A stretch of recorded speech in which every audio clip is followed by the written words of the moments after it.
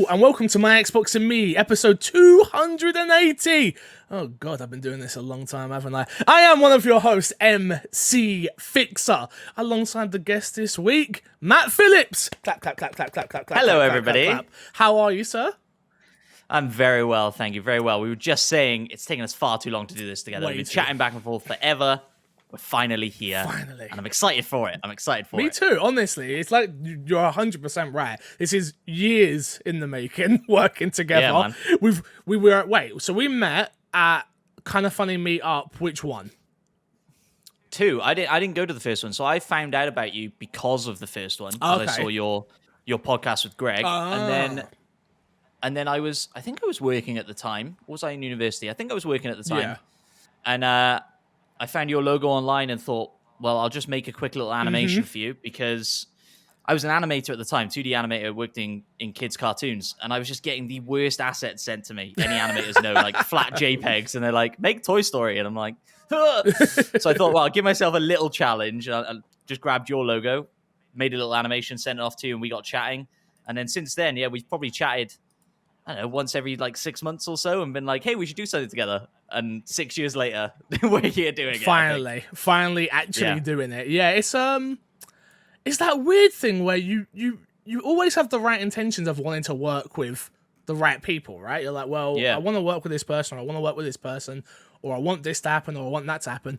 And it just never seems to work out the way you want it to. It's just like, why is everything so much of a pain to actually get to work with the people you want to work with? It never works out the way you want it to, but this time it finally has, which is lovely. Get in. Get in, indeed. If you don't know what My Xbox and Me is, My Xbox and Me is our weekly Xbox podcast here on youtube.com/MyXboxandMe. You can get the show early over on patreon.com/MCFixer. And of course, all podcast services of your choice. And of course, go subscribe, youtube.com/MyXboxandMe. We're currently pushing just over 1,000 subscribers, and we are currently trying to get the channel monetized. So if you've seen all this stuff with YouTube, you gotta get your certain watch time and blah blah blah. That's where we're at right now with all that. So we're grinding it out, trying to get it monetized. So that is the play right now. Apart from that, where we can jump straight into it, to be honest with you. I've got a lot of thoughts and I've got a lot of stuff. Let's give a quick shout out to our Patreon producers. Shout out to Erengard, FNH Paul, and of course the one and only Al Tribesman. Thank you so much for your support over on Patreon. It keeps the show going. Let's jump into the topic of the show this week, which is Microsoft's Q2 2021 earnings for gaming/Xbox. Microsoft has posted record profits this quarter in its gaming sector, which is up 51%. The company as a whole posted a record-breaking 4.1 billion, that's B with a billion, in revenue. Crazy. In the most recent financial earnings report of the period ending on December 31st, 2020. Microsoft shared that revenue increased by 17% to reach 4.3 billion, like I said before, and 50 billion in revenue, with it being 15 billion in profit. Obviously, this was the Xbox Series X, the Series S launch obviously helped that grow, and that grew the hardware by 86%. Other revenue came in from games of service and services such as Xbox Live, Xbox Game Pass, things of that nature. This isn't very surprising, right, Matt? No, not really. But, man, like you say, this is kind of just a tainted news story for me, because can you imagine if they didn't do the U-turn on the Xbox Gold price increase, and they were like, hey, guys, record profits. We know it's a pandemic. Times are tough, but we're making absolute bank. And now we're also going to charge you double for your games with Gold. Absolutely mental. But yeah, absolutely. Look, new consoles coming out, you're going to expect those increases, especially when they're as scarce as they have been. The popularity is out there for them. But yeah, it's all good news. We like to see Xbox making some money and making some purchases in the meantime with Bethesda and everything else. So, yeah. I think the crazy story, or the headline I saw with all this was like, Microsoft made enough money to buy Bethesda twice over. And I was like, when you put things into perspective like that, you really do go, wow, Microsoft, they're just a different beast. Obviously, I don't think it's the same when it comes to first-party games yet. I still don't think Xbox are anywhere close to Sony or Nintendo. But when it comes to making money, Microsoft do it. And that's what I've been saying. We've been saying it on the podcast for a while now, which is being in second place in terms of the fanboy war, which I hate, by the way. But being in second place for Xbox fans has always been a good thing. It's been like this for a long, long time. Without being in second place, you don't get things like Game Pass, which they've now reported is at, what's the numbers they say now? 18 million. Yeah. 18 million, that. Yeah, incredible. And I think, that going back to it again, that gold rise in price was kind of a pretty transparent move to move people over to Game Pass. And my God, yeah, because what have they got? They got like 90 people with gold and 90 million, with gold, 18 million with Game Pass. Yep. They want to switch those numbers up really if they can, I think. And that was the play, they're right? on their way. It was. We spoke about it last week, which obviously everyone was very much in their right to be angry about. Obviously, but it was that case of I can see why they tried to do it. I could see why they tried to move people over. I can see why they tried to. For the people not paying attention, let's charge them double. And for the people that are paying attention, let's try and move them into our better service. But obviously, the business side of me 100% understood it. But for sure. the customer side of me was like, you're a bunch of scumbags, so stop doing that. Stop trying to do that. And please behave appropriately when you're making tons of money during a pandemic. Exactly. I think it's just a messaging issue, right? Like they know they kind of have too many services at this point. Like it is confusing for your average gamer. I think, your mum who went and bought an Xbox for their kid at Christmas doesn't know the difference between Gold and Game Pass Ultimate and whatever they need. Yeah. And like I bought Cousins Game Pass Ultimate subscriptions right for Christmas because it's like instead of buying them one game, I'm buying them 200 games for 3 months or whatever. And their parents don't understand like what that was, right? Like they know now they're paying all these games that apparently I got them for Christmas. Yeah, right? you're the best. You bought them all these games, which you definitely didn't. But so, what do you think's the answer then? What would you do if you were Satya Nadella, you're Phil Spencer, you're looking at the Xbox division? You go, okay, we've got a problem here because we have too many services and we're confusing the market, the casual market, the well-informed person listening to my Xbox and me clearly knows all this. But what would you do? I think just kill Gold. Kill Xbox Live Gold. So kill Gold and then make everyone who's already a Gold subscription move over to Game Pass and then have the Game Pass subscription be at £15 a month. That's where I'm at, where I'm like, it's difficult. It is difficult because that's a massive price hike. Yeah, I don't know. I'm not smart enough. I can sit on a podcast and tell them they're doing it wrong. Yeah, but I'm not necessarily smart enough to have the answers. I think eventually they have to go that way, and eventually it has to become the Netflix of games. They have to make the average Joe understand they are the Netflix of games. Yeah, because they are. They just need to get out in front of it. The only way to do that is to kill Gold though, because all of their messaging needs to be Game Pass, Game Pass, Game Pass, Game Pass, Game Pass, and it's hard. But the problem is, it's the numbers for Gold. But like you say, 90 million was the last numbers reported back in April, if I'm not mistaken. And to turn away £60 a year from 19 million people isn't something you can do, especially when you know you may lose some when you try and transfer them over to Game Pass, which is like, that was the big thing. The big thing wasn't increasing the price. It was, number one, doubling the price was the big thing. And then also not adding any value to the thing that you're then doubling the price of. Was my biggest problem. But it's I don't know, man. It's a good time to be at Microsoft. It's a good time to be a Microsoft shareholder. Yes. We're not really going to talk about shares on this podcast this week, but obviously I'm sure you've seen all the GameStop stuff. It's kicking off. Mate, on this, I put £100 in my Trading 212 account yesterday. It was like, yes, I'm ready. Here we go. And then I was like, I don't know what I'm doing. And I bought Nokia stock because everyone's like, yeah, we've got to buy Nokia stock. And Nokia stock plummeted yesterday. I didn't spend the £100. I had money left in my account from beforehand. So I still got the £100 in there. I'm like, maybe I'll just withdraw that back out. I don't know what the hell I'm doing around here. Yeah, man, it's a risky play. It's a risky play. I'm not going to pretend to know too much about it. But yeah, man, I don't know. It's crazy stuff going on in the world at the moment, isn't it? Ridiculous. Absolutely ridiculous. Congratulations to Microsoft, though, for their fantastic year they've had in gaming, and also for being there. You know how easy it would be? I think we kind of take it for granted. Gaming and games as services and Xbox Live and party chat and all of what Xbox is, and we forget there are human beings working behind the scenes making sure everything's working. We didn't have any outages over at Christmas when they probably saw record numbers of people playing. So big congratulations to them. They're putting in the work and they're reaping the benefits of it. Now they just got to get more first party games and we'll be happy. Let's move into what's been in our box though. Let me start because I know what you've been playing. So we'll start with me, which is I finished Hitman 3, everybody. I know. I've also been playing. Okay, cool. So I'm intrigued to chat about it. So Hitman 3. Now, anyone who's listened to my Xbox and me knows that I cannot stand stealth games. Stealth is not my genre. Stealth is not something I find fun. Stealth is not something I find interesting. I do not like being sneaky. I'm a run-in, blow your head off type of guy, right? That is what I do. Hitman 3 is a very, very special game, I have to say. And and maybe Hitman 1 and 2 is as well. And actually, shout out to Abby. You may know about Abby. She works at Sumo Digital, and she sent me Hitman 2. Was like, you have to play this game, and I was like, yeah, I'll play it. You worked on it, of course I will. And it just sat on my side for years, and I was like, yeah, I'll get to that at some point. Never did. Playing Hitman 3, and I don't know whether it was a case of right time right now because there's nothing else out. There was nothing else out that interests me.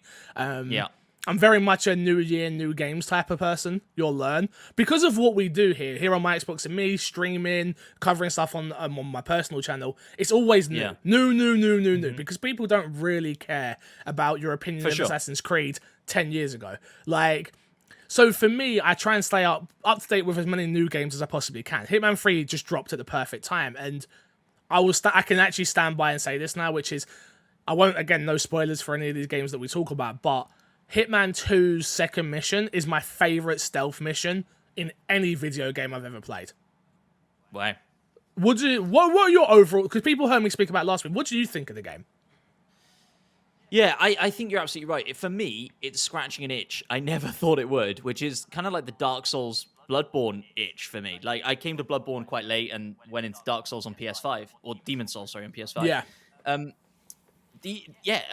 For me, it's the boss run is my favorite part of those games. Like learning this level so well that I can just sprint past enemies, get up here, and try the boss over and over again. Yeah. Hitman 3 is scratching that same itch for me, where I know what I need to do. Like I look at my little objectives list. Okay, I need to drown him in the toilet.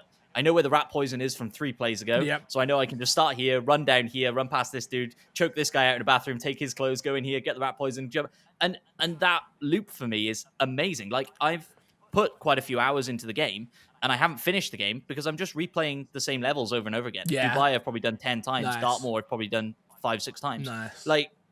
And I'm just slowly playing through the game because I don't care about the story at all. I didn't play Hitman 1 or 2. I have no idea what's going on. I was literally just about to say that. The one thing I will say is this is very much a Hitman 3 game. If you have not played Hitman 1 and 2, you are not going to understand what's going on in the story. And I didn't really care about the story, but I'm an addict. You know, some people are addicts for trophies or achievements. I'm an addict for credits. So I need to get to the end. I need to get to the end of... for some reason, because... I don't know if this is like an every person thing, but for me, I don't feel like I'm qualified to talk about a game properly until I've rolled credits in terms of reviewing it. Sure. I'm not talking about having an opinion, stuff like that, but reviewing a game. I don't want to review a game on, I've played 40 hours of it, but I haven't beaten it, even if I've had the best time, because I feel like there could be this terrible twist at the end that sours that whole 40-hour experience. Totally. So I'm an addict for credit. So I've went all the way through, and I'm now in my own time, which is nice, going to be able to go back and play some of these other scenarios that I haven't. But the last mission in Hitman, again, no spoilers, but again, it was the first time I'd felt very comfortable and happy with my performance in a stealth game. Because because it took you until the last mission to get there. Wow. Well, yeah, because it was the one mission that I didn't need to reload a save point. Okay. Because I was just doing that it. a lot. I was doing and so when I threw out every other mission apart from this one, it felt for some reason everything just clicked. I was Agent 47 in that last mission where it was like, love it. Okay, I need this disguise, like you said, I need this disguise for this part. I need this for this. I'm gonna go through this area here and climb back through this area, and it all just sort of sunk up, and it just like. It's like the game was preparing me for this one moment to feel like what I was, which is a super agent, which it did. It just worked. Everything about it just worked. Obviously, I joked about it on a stream the other day. I was like, Hitman 3, my game of the year. It's the only game I beat this year, but game of the year so far, until something takes off my pedestal. Exactly. But something else did come out. A little video game called The Medium. Did indeed. Nah. I've not had a chance to play The Medium. I hear people saying, Fixer, why? Why haven't you played The Medium yet? What happened? Well, number of reasons. Number one, I forgot to reach out to Microsoft for a code. And you go, well, you're an idiot. Why did you do that? Because Game Pass confuses me. Yeah. Every single time there's a game that comes out on Game Pass, my mind just absolutely goes, I don't need to reach out for a code. Forgetting my job is to have early access to these games to be able to talk about things. Microsoft have done it for years, and it's not, and I want to be very clear, obviously, Microsoft sent me my Series X, I have a working relationship with Microsoft now, and I just forgot. I just literally forgot to type one email and go, hey, can I get a code? So my plan was, no problem, I didn't get the game, it comes out Thursday, I knew I was in the podcast with you Friday, I'm like, this is what I'll do. I'll play it Thursday morning, I'll stream the whole day, it's about 8 to 9 hours experience, I've heard. I will beat it in one sitting, and then I can jump on here, and I get to talk about this game.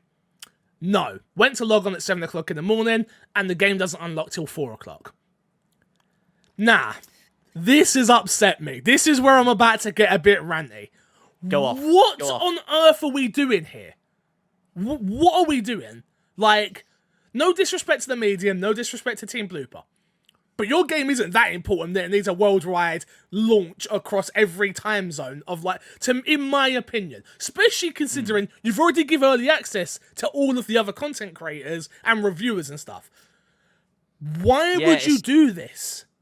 It's an interesting one, isn't it? I think The Medium is getting a lot of attention that it wouldn't have got if Microsoft had had a better launch. Like, if we'd had Halo Infinite right now, people wouldn't be looking at Medium the same way they are right now, because people are looking at Medium like it's the first next generation Xbox exclusive game, which it technically is. But let me jump in there.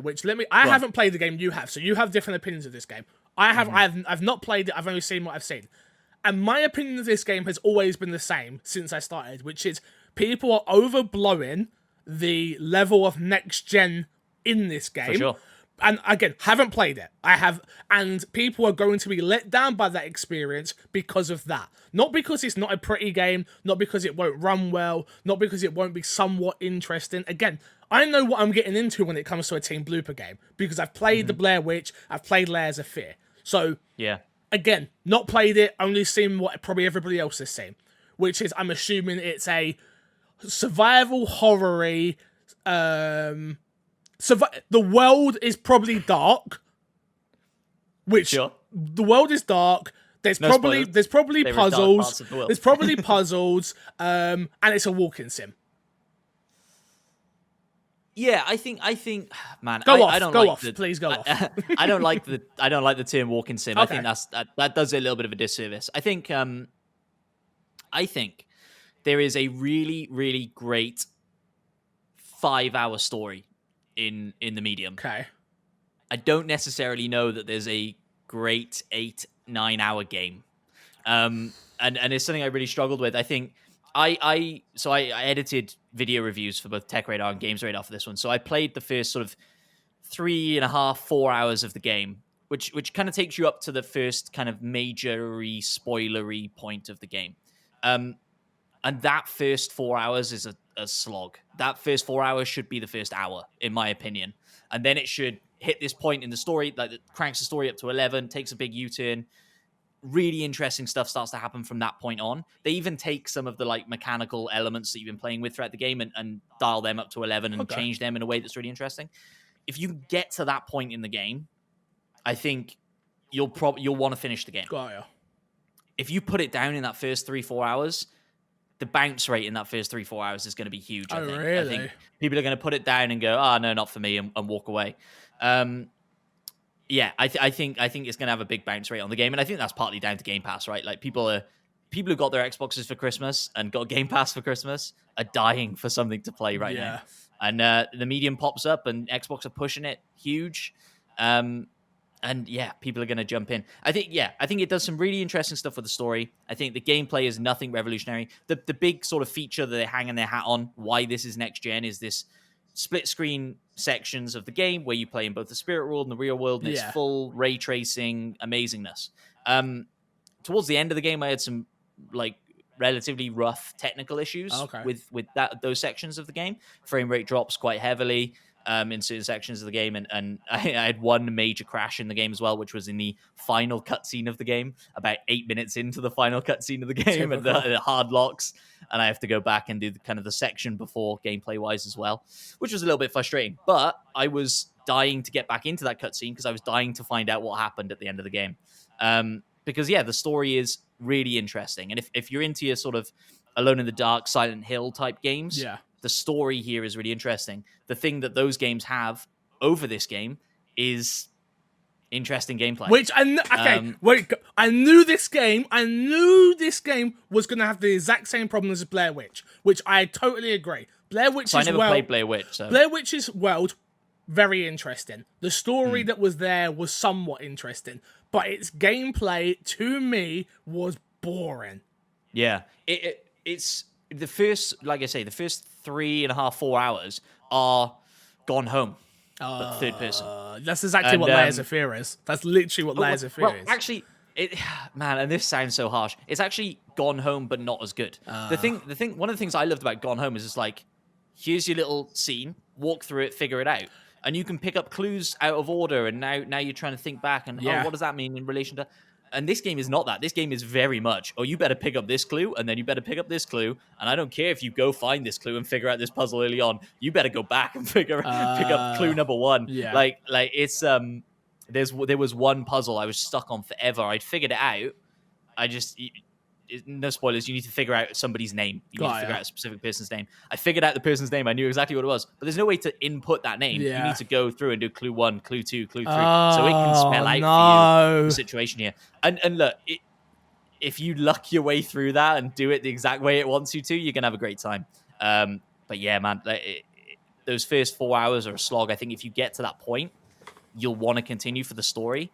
But it is the gameplay sections, for me at least, were a bit of a slog. Yeah, no, I honestly, it's the exact experience. And from what I've read and what I've seen online from people, it's exactly what I was afraid it would be, which is, again, just a interesting world, which every Team Blooper game that I've played so far has an interesting world. I'm a survival horror fan. I love horror, like, especially in video games. For some reason, I'm weird about it in films. But, I love this genre of game. I know you don't like the term walking sim, but I like walking sims. I like just being able to go and explore, and it's quite, for me, it's kind of relaxing, which seems weird in these type of worlds.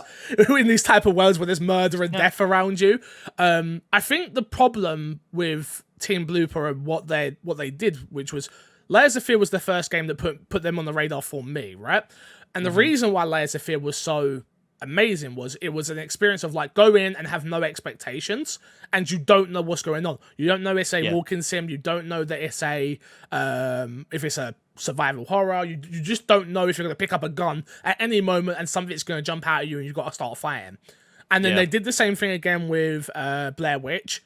And again, then I was like, I know what I'm getting here. And it sounds like it's going to be the exact same thing with the medium, which is you're waiting, in my opinion, in terms of gameplay, you're waiting for something to actually happen, and it just never happens. I haven't played the game, so I don't know. But that's sort of where I think it may be, and I'll find out today. I'm going to be playing it all day today, and I'll be back next week to be able to tell everybody. Because I'm still excited to see the multiple cut, like the cut scene in 2 different worlds. Yeah, but I just knew that wasn't some really interesting stuff with it. Yeah, I knew it that, does. And like. Sorry, go on. No, no. No, the world is super interesting. The idea of this medium who has these unique set of powers and how other people in the world relate to that, and yeah, I don't want to get into spoilers, but it does some really interesting stuff story-wise. And the characters, all of the characters in this game are brilliant. Like Marianne, the main character, I think is like a genuinely fantastic Xbox mascot character. From the, I hope, right? Yeah. Like she's like self-deprecating in her humor, and she's like, she keeps the story going, especially when a lot of it is her on her own in this creepy place. But the little quips she's giving herself and stuff she's chatting about is interesting and intriguing. And all the side characters are really interesting as well. And it really is the story that keeps you going with this one, unfortunately. But yeah, we'll see what happens. I think I was going to get in spoilers, and I'm not obviously not going to do that. So I'll shut myself up. Give it a couple of weeks. Maybe we can come back and do a special spoiler episode or something like that. Let me know, audience. My Xbox and Me podcast at gmail.com or at MCFixer on Twitter. What's your Twitter, Matt? At Matt P Video. There you go. Tweet at us and let us know if you want us to do a medium spoiler cast. Let us know. All right, let's jump into this week's dashboard. We've got a few pieces of news. There's actually a lot of news, which is nice because trust me, those first 3 weeks in January, they were hard to do, people. They were hard to do. First story you got is Bleeding Edge will no longer be getting any content, says Ninja Theory. They tweeted this out. Quote, with the studio now focusing on new projects, Senua's Saga, Project Mara, and the Insight project, we have decided that there will be no further content updates for Bleeding Edge. The game is still playable on Xbox and PC. Thank you to the fans and keep teaming up and causing chaos. This one was written on the walls very early on, in my opinion. Sure. I feel bad for Team Ninja because this was a game that when I went to XO19, I remember playing and being like, this could be big. This could actually be very fun. A brawler type, team-based, interesting game. And it's launching on Game Pass, and it's only £25 if you want to buy it. And it just never, ever, ever did come to full fruition of what you wanted from it. The gameplay modes were never interesting enough. The characters were never interesting enough. There was never a big enough player base to get into games quick enough. And this was a Game Pass game, in my opinion, where it was Microsoft needs to feed us content. And Ninja Theory were working on this before we bought them, and just take this. We'll make this a smaller game. Well, this is what you've got. All right, cool. This is what you've got left to do. Perfect. Here it is, and we'll see if people enjoy it. And if they do, we'll keep making content. And if they don't, we'll just let this one die off. So, yeah, like you say, writing was written on the wall. I'm not sure there are too many people, unfortunately, who are upset about this. No. And like, if you're on Game Pass and you're playing it, just go play something else. Play the medium. Why not? It's out. I think it's a... Once again, I think this is the good thing about Game Pass for me, which is it allows them to have some failures. Because they're probably low-cost failures. I look at the same thing with Grounded, which Grounded to me is more interesting, but I'm waiting for the full game to come out for that. Yeah. Because the concept of Honey, I Shrunk the Kids and even what I've played early on with the building mechanics and the survival, it's everything that I love about survival games. Like, it's there. But for some reason, I don't like the early access part of it because it just doesn't feel like there's enough to do. So I'm waiting for it to be a fuller experience. But yeah, you're right. I think it gives them license to take risks, right? And you see it on Netflix, right? Like, some of the stuff Netflix puts out, my God, it's absolute trash. But then they have one thing that hits and it's in the zeitgeist. Stranger Things. Yeah, Stranger Things. Yeah, exactly. And so Xbox will have those successes, and it's like a numbers game at this point. Like, and yeah, if some people enjoyed Bleeding Edge, fantastic. It's still there. Yeah. It's just not getting new content. So, and if that means that they're moving more people over to Senua, then I'm all for that. Yeah, because that game needs to be big and it needs to be good. It needs to be. Exactly. A lot of pressure put on these little psychological horror games. Okay, let's do it. Next up, Hitman 3 has made back its development cost in a week. Awesome. and is a major success for developer IO. This one was written by Wesley LeBlanc over at IGN, who says, Hitman 3 is a major success for developers IO Interactive, which has already recouped all of its development costs for the game. Those costs were recouped just under 7 days after Hitman's release, according to GamesIndustry.biz. Congratulations, IO. Like, this is huge. This is you took the words out of my mouth, which this is humongous for a studio like this that got themselves away from a publisher that they didn't want to be with and decided they probably could have partnered with anybody. Really, I bet you PlayStation, Xbox, maybe not Nintendo, but any of the other big ones, even on just a second party deal. But they were like, no, we believe in Hitman. We believe in what we have here, and we've learned from our mistakes on the whole putting the game out episodically and all of that stuff. And we're going to give this a try on our own, and they are reaping the rewards from it.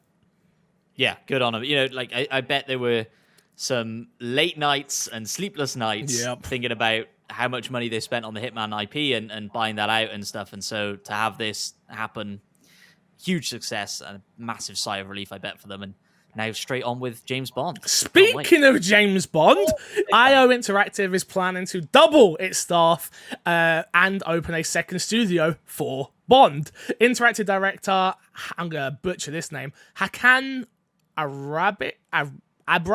You nailed it. Move on. Revealed. It's a very, very special, a boy's dream. Sometimes it's still a little hard to understand. This is a quote, by the way. That us making James Bond, according to the Danish website DRIO Interactive, isn't just pinning a singular entry. The world trilogy is on everyone's mind after all. But they're aiming to build a James Bond universe. Quote.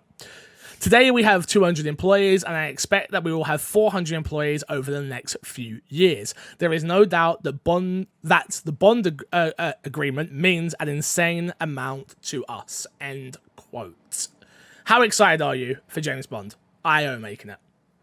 Insanely excited. And yeah, even more excited now that I know they're bringing on more people. You know, I think it's an interesting conversation, right? Like, the worst thing they could do is make a Hitman game and slap a Bond skin on it, right? Agreed. And they've already announced that they're not including any James Bond actors in this game, right? Yeah, they just come out and said that it's its own world. They're not basing it on any of the film characters or anything like that. So it's its own story. Which I think is a good way to go. Yeah, 100%. I think it's a good way to go. But you do have to ask yourself, like, what is a Bond game? What distinguishes Bond from Hitman? And I think the answer is stuff that IO hasn't proven they can done. It's cars. Yep. It's cars. It's the swagger. It's dialogue, I think, as well. Agree. I think this game kind of has to have dialogue. Maybe not. I think it does, because I think you're 100% right, which is I used to be a huge James Bond fan as a kid, sort of fell out of it, and then sort of come back every now and then. And games are obviously, they play a big part in my heart. GoldenEye was some of the most magical moments in my gaming experience. But you're 100% right. It's the world that they build and the tools they give you. They can do that with James Bond easy. You're right. It's driving, because if you give me bad driving, this game's going to get slewed, because it just, I spoke about it last week with Kresh when we was like, we can't have an on-rails. Like, I can imagine everything going wrong with it in terms of what you do with cars. But yeah, it's cars. It's, like you said, the swagger. It's the attitude. You can do Agent 47 because he's a very much a quiet person. That's that's who he is. Like, he's a quiet person. For sure. Speaks very minimal. But that's not who James Bond is. And even in the world of James Bond, that's not who their characters are. They are larger than life. They are they've got something about them, everybody in the world. So the writing needs to be absolutely on point for this. And that's where I think this game lives or dies. Not in its gameplay. I think its gameplay will be fun, but it's in the cutscenes, because that's one thing of Hitman 3 where I'm like, I watch the cutscenes and I'm like, I'm not that impressed by these, if I'm being totally honest. But I let it go because the gameplay is that good. But with a James Bond game, I'm going to want to see those AAA. I keep looking at IO as a AA, right? That's kind of where they sit in my mind. But when you're going to go up to 400 people, and I'm sure you're going to probably partner with someone to publish this as well. Yeah. Where do you go? And I think No. I just got a lot of questions in my head, really. Yeah, for sure. And I think the skeptic in me says that this kind of has Telltale written all over it, this company that make this awesome product and people love it, and then they start getting these licenses, and then they just start cheering games. I know. I don't want to say it. You're right, but don't say it. I don't know which way it goes, and I don't know how many cooks there are in the kitchen when it comes to James Bond. Are we going to see some sort of battle pass and loot boxes and skins and I don't do it. You've said everything that hurts my brain. I know. No. I'm so sorry. I think Star Wars, the way that Star Wars franchise has been handled, has kind of tainted this for me, right? Yeah. Star Wars is the biggest franchise in the world. Make a game for it, but it has to be this, and it has to include all this stuff so we can monetize it. I think James Bond could go down the same way. I'm hoping IO have been smart enough to go, hey, we're making the game, even coming out so far and saying it's not to do with it would have been very easy for them. Imagine this is a woman we play as. Imagine this is a black man. Imagine this is an Asian man. Imagine does anything other than a typical what we think of James Bond. As soon as they come out, and if they'd come out and did something like that, which I don't think they will, by the way, just so we're all very, very out there. I think they stick to being smart for business, which is they know a white James Bond is going to sell better than a black Asian woman, either whatever you want to put in there. It will. Maybe you can do skins. I think unlockable 6 months skins. down the line, you release Roger Moore and Pierce Brosnan skins. Dude, I missed the day. That I'm fine with, by the way. I'd be absolutely fine with that down the line. Give me the game, give me what it is, and then maybe even how long would I be out? Probably a couple of months. I think probably a couple of months, and then they can bring in the iconic James Bonds. And you can run around this world playing as them. A bit like Batman, in a way, where they've still... Yeah. The other day, they put out a skin, and I was like, what the hell? Why are you releasing skins for this game? What? But yeah, that sort of thing, because you do want those iconic characters as well as... But, I don't know. Yeah, but you're right. They can definitely get this wrong, is the scary part of all this. It's a risk, isn't it? They can definitely get this wrong, which... But good on them. Go for it. 100%. Increase the size of the team. All good news. Yeah, smash it. Next up, Sega confirms that Sonic the Hedgehog voice actor is departing the role. Following Roger Craig Smith's post on Twitter, Sega have come out with a statement reading like this. For over 10 years, Roger Craig Smith has been an integral part of the Sega family. He brought the voice of Sonic to life, and we are forever grateful for his never-ending enthusiasm in helping the community and speeding joy. Thank you, Roger, for all the work you've done for Sonic.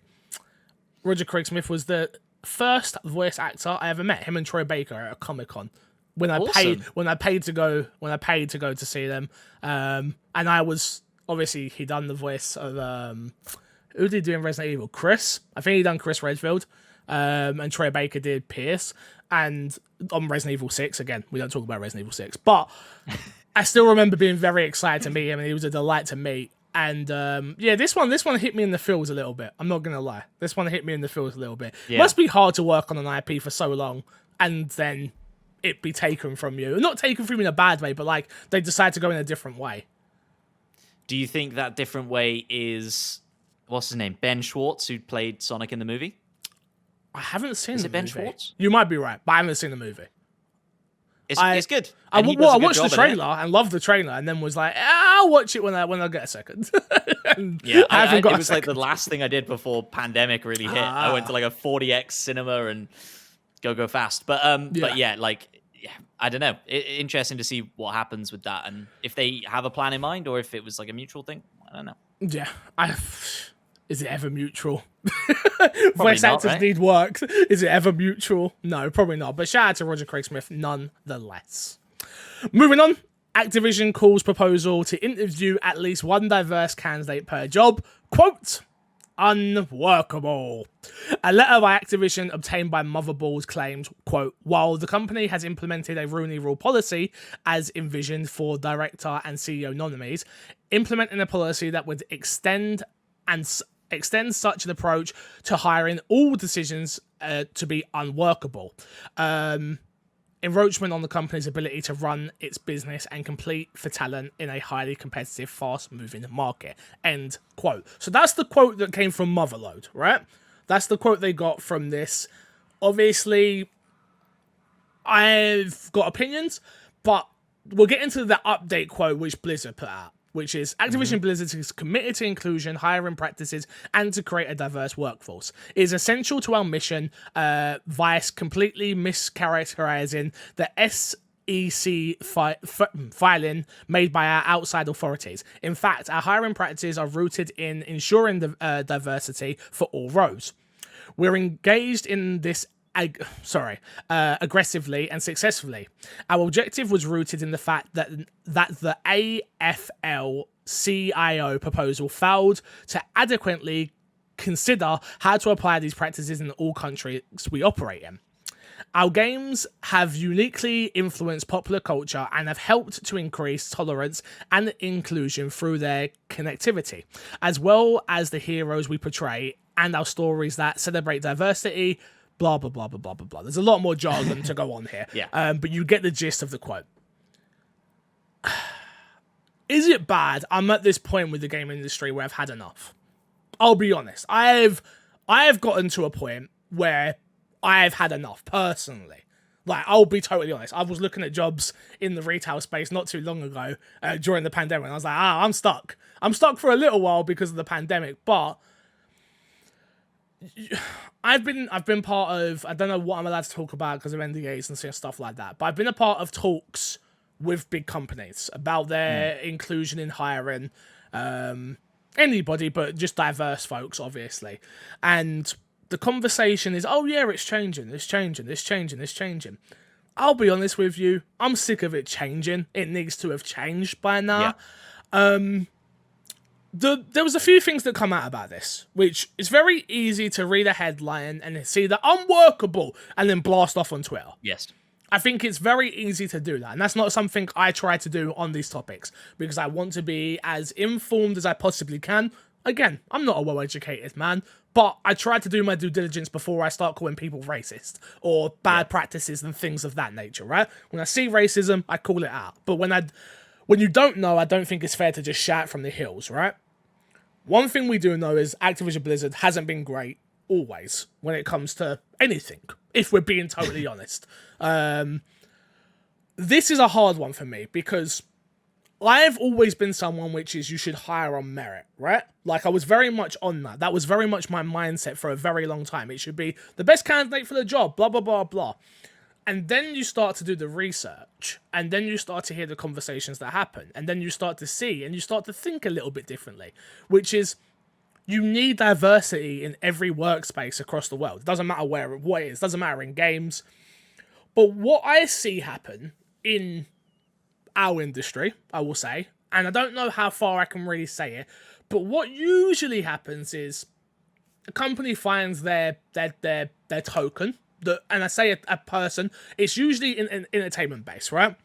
Which is, you will see TV, video, film, games, and they will find their black person or their Asian person, their diverse person, right? They're one or two diverse people, and they are the people.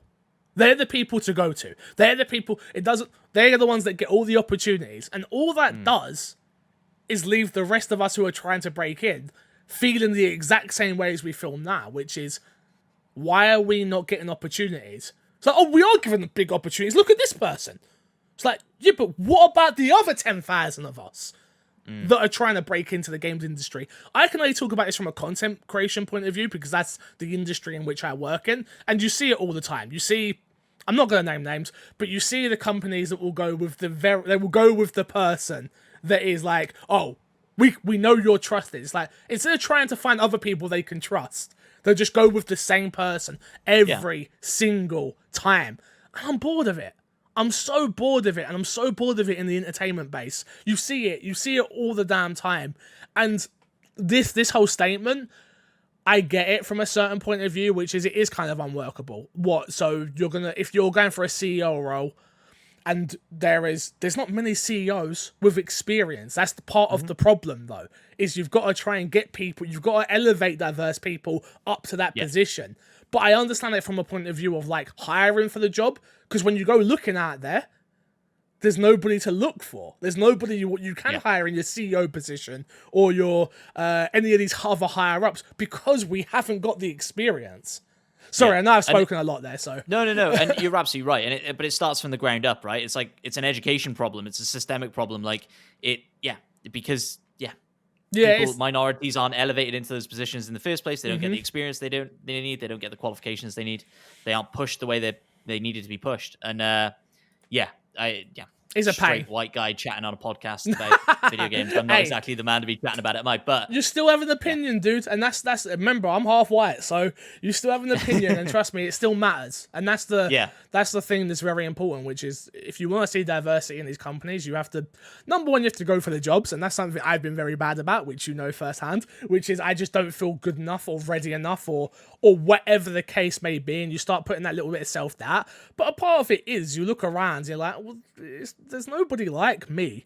Yeah. So I can't look I can't look in the games industry and look at somebody who's from England, that came from a council estate, that grew up relatively poor-ish, you know. Like, I didn't go with that, but there's nobody like me in our industry. And I learn that every single time that I go to any EGX, whatever it is. You talk to people like, oh, wow, we have such vastly different... This is not a bad thing, but different upbringings and different ways of life and different... It's so different that then... You at least I do. I kind of get not Stockholm syndrome, imposter syndrome, where I'm like, I'm just a kid from London, grew up where I did. I'm not going to go for this job. I don't have a degree. I don't have this. I don't have that. Yeah. And it's kind of designed in that way as well, of like, you're meant to feel that way. I don't know if it's like if people do it on purpose, but it definitely is how it comes across and feels to me. I think imposter syndrome is something that everybody struggles with. Like everybody that I work with on Tech Radar has at some point imposter syndrome. When they're writing a review for the next big thing, it's rough. I think social media doesn't help. Like people telling you that you don't deserve to be doing this thing. This fucking sucks. You don't deserve this new laptop that you're just doing your job to review, or the new phone, or whatever, the new games. Yeah, trust me, I get it. Exactly. So yeah, but at the end of the day, if one kid sees you streaming and they see themselves in you and it encourages them to do it, and they get a little bit further in their generation, and so on. Like, it's all worth it in the end, isn't it? Yeah. So. No, 100%. You've hit the nail on the head there. Next up, Life is Strange developer Don't Nod to create a new franchise after Tencent buys majority stake. Tencent has purchased a majority stake in Life is Strange developer Don't Nod to create new series. This minority purchase, I think I got that right, purchase cost Tencent 30 million, roughly, that's 30 million euros, roughly $36 million, and will be used to finance a new franchise for Don't Nod for PC, console, and mobile devices. Again, we don't really need to go into it much more here on this one. I'm worried for Don't Nod. Very, very, very, very worried. For a number of reasons. Number one, they put out one of my favourite games of the year last year, being Tell Me Why, which was absolutely phenomenal. Absolutely phenomenal. I think I'm still halfway through Life is Strange Season 2. Shamefully. I never played Life is Strange. I watched my fiance play it. But Tell Me Why, me, Crash, and Laura Kate Dow all did a spoiler cast for it after each episode. So if you do play for it, go watch the spoiler cast. Because it added... For me, it added so much information, especially to hear it from a trans woman's perspective on certain elements of the game, that it blew me away. Like, every time we did that, that's probably some of my favorite content we've ever done, because it educated me in such a way that I wasn't prepared to be educated, and that's what I think the game's very good at. But then they went Diversity and put out... making things better. Oh, who would have thought it, eh? Who would have thunk it? And then they put out... What was the game they put out after Tell Me Why? Like, literally... what was it?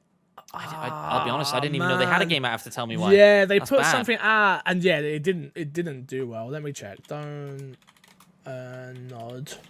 Hi, listeners. It was... Subscribe while you're waiting. Thank you. Twin Mirror. Twin Mirror is what came out. And it got absolutely destroyed in reviews. Really? Like, it just...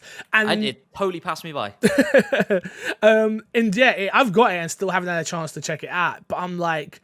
after obviously hearing reviews and stuff like that, I'm like, should I bother? Do I? It's all about time. It all comes down to time. And sure. but with this Tencent deal, I'm obviously very skeptical of Tencent at the best of time. But this worries me. I hope they don't lose themselves in this. But for sure, that's the worry, right? And again, coming back to the kind of telltale syndrome. What if they just start pumping out the content and you see that less and less time is being spent on it, less and less thoughts being put into it. Hopefully not. Yeah. Hopefully this is just more money in the bank so we can hire more people and do more cool things. Yep. But yeah, there's always that cynic in you that goes, "Oh, a big Chinese company buying a majority stake. Uh-oh." Yeah. Well, as soon as you say to me as well, it's like mobile as well. I'm like, are you forcing them to make a game on mobile, or are they making a game because they want to make a game on mobile? Like all of that stuff, just like I'm like, oh no. Yeah, but I think from a controller point, like there's no reason these games can't work well on mobile. 100%. But yeah, I don't know. We'll see. Proof's in the pudding. Let's show us your next game, and we'll see what we think. Speaking about proof in the pudding, upcoming Warner Brothers game, it will seemingly have heavy focus on live as service. Spotted by Twitter user Manuel NL3, who knows if I got that right, definitely not. An advert for games. Why can't you just be Jeffrey? An advert for a games producer MBA intern includes a section that reads, WBIE is currently involved in a variety of new projects, ranging from casual games to core games, featuring a well-known franchise on all platforms, console, digital and mobile, with a heavy focus on live service. Now, let's go down the games that they're working on, which we know, right? We've got Hogwarts Legacy, which has now been delayed because J.K. Rowling's a piece of shit. Just so we're fully aware, just make sure we made that very clear. Every time I've made it very much my mission. Every time we talk about this game, I will mention her and I will tell you how bad a person she is, and I will not support her ever. Moving on. Other people. You're not going to cover the game. You're not going to stream the game. You're not going to. So now we get into a whole different conversation, which is, it's my job to cover the game. It's my job to stream the game. That and number one, I'm a huge Harry Potter fan, along with my fiance. Do I know what I'm doing yet? I don't have a clue. I will follow the lead of the people this affects, which I have trans friends. I haven't had a chance to speak to them, but I will closer to the time to see what they think I should do. And I've said this time and time again. If J.K. Rowling was racist, if she was a racist person and was benefiting from this, would I play the game? Because that would affect me. It's now out. Do you know the way I was just saying to you, like, you have an opinion and white people can help, obviously, with all of this in terms of diversity, stuff like that. It's now our job to listen to the people this affects and figure out what the best action is. I don't have the answers, but I will definitely be listening and trying to find the answers. But I will keep saying FJK Rowling all day long. But yeah, they've got Hogwarts Legacy, they have Star Wars, the Skywalker Saga, they have Suicide Squad, Kill the Justice League, and they have Gotham Knights. So of those 4 games that we know of, 2 of them I can see being games of service, with one of them possibly. Yeah. Well, let's dial it back ever so slightly. What do you think defines a game as service, live service game? What is it that makes this game a live service game? Consistent content. So I imagine stuff like something with, doesn't have to be a battle pass, but consistent content, a battle pass. I think it's seasonal events. Seasonal events, all of those. Yeah. A game that you don't expect to die within the first. It's not I play it once and then there's nothing else to do. Is kind of where my mind goes to, where it's always growing, it's always evolving, it's always becoming something new. And I can clearly see that happen with Suicide Kill the Justice League, and I can definitely see that happening with Gotham Knights in terms of what they can do. Obviously, I don't think Lego is really a game of service. I think that's a game where you very much unlock everything, and they've already confirmed like over 100 playable characters and stuff like that.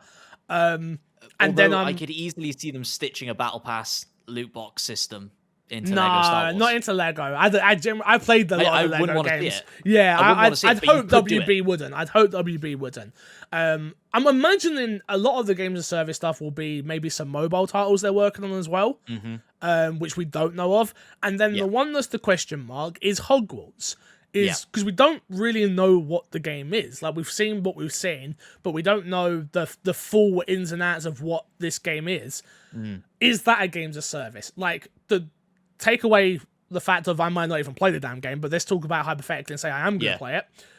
I would love a Harry Potter games of service game that I can go on every day. And I said my pitch was always when this first leaked. My pitch was always, imagine a game where we are all our own wizard and we go to class and we've got our social space and we've got this and that, and then we all go on raids.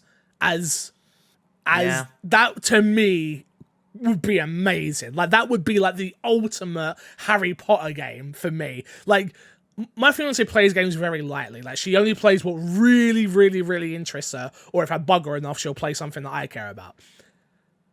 She would be all over this. This would be a daily game. This would be the same way with the way she played Anthem, which is crazy to think that she loved Anthem. Like, when we all stopped playing Anthem, she wasn't happy. She wasn't happy. But yeah, to me, it's I'm not scared of like this live service stuff, because that doesn't scare me away. It's how you implement live service. Sure. And if you're scummy with, like I say, loot boxes and things like that. I feel like we're moving away from loot boxes, though. The more and more I kind of just feel like there's no example of a good live service licensed game, like with a name attached to it. Or not that I can think of. Yeah, I'm trying. Prove me wrong in the comments. No, I'm trying. Do. Yeah. I mean, look, the biggest tentpole one we've got at the moment is Marvel's Avengers, and that is garbage fire. Yeah, it's not good. So, if that's the precedent that they're setting for, like a Harry Potter live service game, my God. Do you know what? You know what I think it is? Someone has to get it right. That's what we're just waiting for somebody to get it right. Where I think the person who's got it right the most would be Fortnite in terms of how you, but that's a free to play game. So, and that evolved and evolved and evolved and evolved and evolved to get to where it is. Something that I'm paying $60 for, or £50 or £60, whatever it is nowadays. I've become that out of touch. Jesus, I need to figure out the price of games again. It's a hard one, or $70 actually, I should say. Whatever it's at right now, who knows? I think if they take a formula like Destiny, right, and I can imagine that working in Hogwarts, right? You've got your social space. I hate the way they do Destiny. Oh, you're talking about all your teachers. Okay, you're picking up quests from different teachers, and then you're going out with your mates and doing stuff to different parts of the world. No, that would work. That would work for me. Sorry, I thought you meant the way they do expansions, because I hate their expansion stuff. No. Yeah, I agree with you on that front. But like, one of the things that I think helps live service games kind of take off and keep in the zeitgeist is the cosmetic side of it. How different can you make a student look at Hogwarts?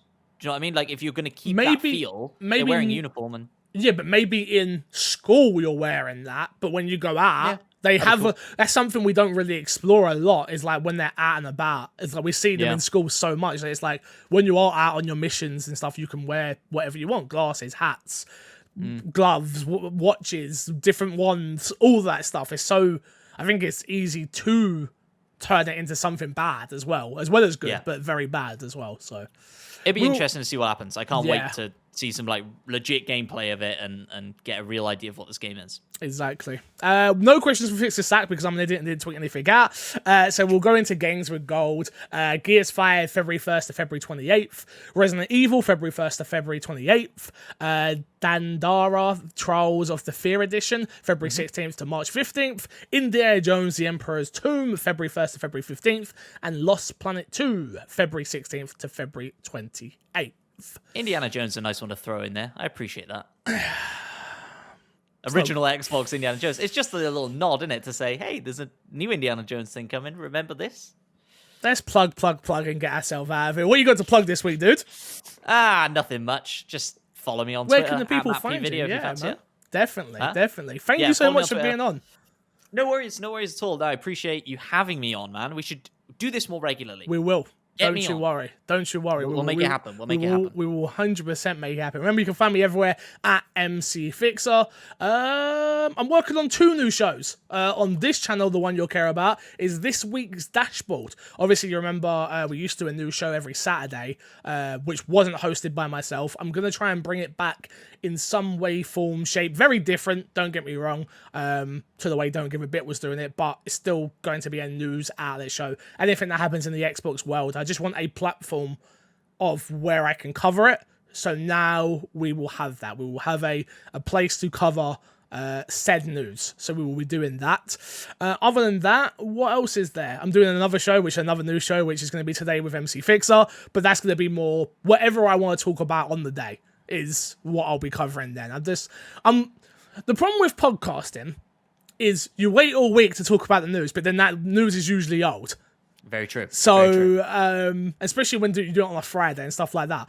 But that's not changing. I still love this podcast. The numbers are still strong. People are still supporting it. Thank you very much. But yeah, so some new stuff coming soon. My channel, MC Fixer, and obviously the YouTube channel, youtube.com/myxboxingme. So go and subscribe to both of them. Thank you all for watching once again. And until next time, I will love you, leave you, and see you all later. Goodbye.